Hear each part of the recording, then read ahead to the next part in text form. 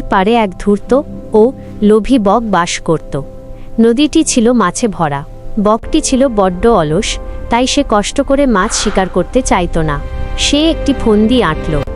একদিন সে নদীর পাড়ে খুব বিমর্ষ হয়ে বসে রইল। মাছেরা তাকে দেখে জিজ্ঞেস করল, বক ভাই, তুমি আজ মাছ ধরছ না কেন? এভাবে মন খারাপ করে বসে আছো কেন? বক একটি দীর্ঘশ্বাস ফেলে বলল, তোমাদের জন্য আমার খুব মায়া হচ্ছে। আমি খবর পেয়েছি এই নদীটি খুব দ্রুত শুকিয়ে যাবে। তখন তোমরা সবাই মারা পড়বে। আমি ভাবছি তোমাদের কিভাবে বাঁচানো যায়। মাছেরা ভয় পেয়ে গেল এবং বকের কাছে সাহায্য চাইল। বক তখন বলল, পাহাড়ের ওপাশে একটি বড় গভীর নীল নদী আছে। সেখানে অনেক জল, কোনোদিন শুকাবে না। তোমরা চাইলে আমি প্রতিদিন একজনকে আমার পিঠে বা ঠোঁটে করে সেখানে পৌঁছে দিতে পারি। সরল মাছেরা বকের কথা বিশ্বাস করল।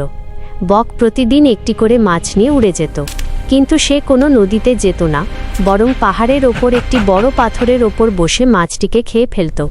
এভাবে অনেক দিন ধরে সে মাছদের ধোঁকা দিয়ে আসছিল। সবশেষে একদিন একটি শান্ত মনের কাঁকড়া বককে বলল, বক ভাই, এবার আমাকে নিয়ে চলো। বক ভাবল, অনেক মাছ তো খেলাম, আজ কাঁকড়ার মাংস খেলে মন্দ হয় না। সে কাঁকড়াটিকে নিয়ে উড়ে চলল। পাহাড়ের কাছাকাছি পৌঁছালে কাঁকড়াটি নিচে তাকিয়ে দেখল প্রচুর মাছের কাঁটা পড়ে আছে। সে বুঝতে পারল কোনো নদী নেই। বক আসলে তাদের সাথে বেইমানি করেছে এবং সব মাছকে খেয়ে ফেলেছে। সে বুঝতে পারল এখন তার পালা।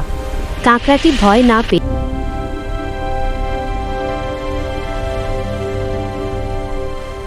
কাকড়া এই মাছগুলো বলতেছে, আর বন্ধুরা, এরকম বগলের ধোকায় কেউ কইরো না।